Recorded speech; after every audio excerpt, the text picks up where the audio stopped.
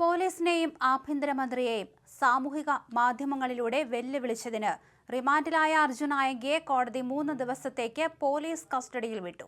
ഇയാളെ അന്വേഷണ സംഘം ചോദ്യം ചെയ്യാൻ തുടങ്ങിയിട്ടുണ്ട്.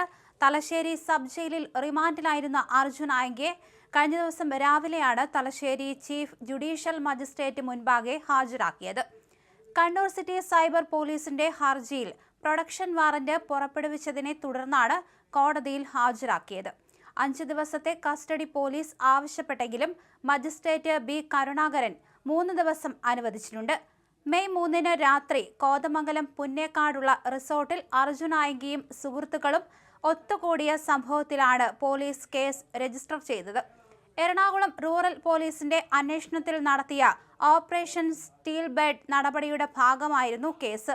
സംഘടിത കുറ്റകൃത്യങ്ങൾക്കായി സംഘം ചേർന്നുവെന്നാണ് കേസ്. റിമാൻഡ് കാലാവധി കഴിഞ്ഞ് ജാമ്യത്തിൽ പുറത്തിറങ്ങിയതിന് പിന്നാലെ കോതമംഗലം SHOയ്ക്ക് അർജുൻ ആയങ്കി ഭീഷണി സന്ദേശം അയച്ചതായി പോലീസ് കോടതിയെ അറിയിച്ചു. ജാമ്യത്തിലിരിക്കെ ഇത്തരം ഗുരുതരമായ പ്രവർത്തികളിൽ ഏർപ്പെട്ടത് മോശം പ്രവണതയാണെന്ന പബ്ലിക് പ്രോസിക്യൂട്ടറുടെ വാദം കോടതി അംഗീകരിക്കുകയായിരുന്നു. ഇതോടെയാണ് അർജുൻ ആയങ്കിയുടെ ജാമ്യം കോടതി റദ്ദാക്കിയത്.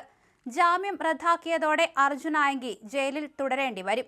അർജുൻ ആയങ്കിയുമായി ഫോണിലൂടെയും അല്ലാതെയും സൗഹൃദം പുലർത്തിയിരുന്ന 30 പേരെ ജില്ലയിൽ പോലീസ് കണ്ടെത്തിയിട്ടുണ്ട്. അതേസമയം ഫേസ്ബുക്കിലൂടെ പോസ്റ്റ് ചെയ്തത് താനായിരുന്നുവെന്ന് ഇപ്പോൾ അർജുൻ ആയങ്കി സമ്മതിച്ചിരിക്കുന്നു.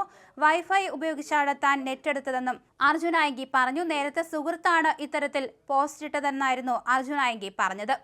അതേസമയം ഫേസ്ബുക്ക് പോസ്റ്റുകൾക്ക് കമന്റ് ഇട്ടവരും ലൈക്ക് അടിച്ചവരും വരെ നിരീക്ഷണത്തിലുണ്ട്.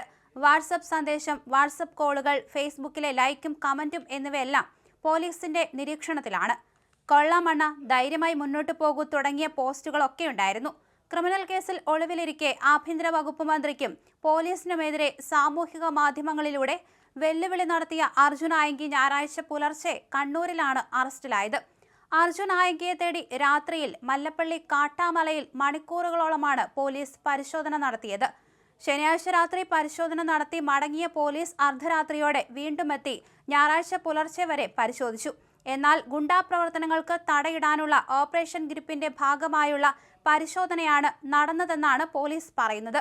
എന്നാൽ മല്ലപ്പള്ളി കട്ടാമലയിൽ മാത്രം ഇത്രയധികം സമയം പരിശോധന നടത്താനുള്ള കാരണം വ്യക്തമാക്കിയിരുന്നില്ല. പോലീസ് അനാവശ്യമായി ആളുകളെ ഉപദ്രവിച്ചുവെന്നാരോപിച്ച് CPM രംഗത്ത് വരികയും ചെയ്തിരുന്നു.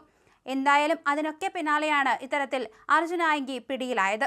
സംഘടിത കുറ്റകൃത്യത്തിന് ഗൂഢാലോചന നടത്തിയെന്ന കേസിൽ ജാമ്യത്തിലിറങ്ങിയ ശേഷമായിരുന്നു അർജുൻ ആയങ്കി കോതമംഗലം SHO പ്രശാന്തിനെ ഭീഷണിപ്പെടുത്തി രംഗത്ത് വന്നത്. സമാധാനമായി പെൻഷൻ വാങ്ങി ശിഷ്ടജീവിതം നയിക്കാൻ അനുവദിക്കില്ല എന്നായിരുന്നു ആയങ്കിയുടെ പോസ്റ്റ്.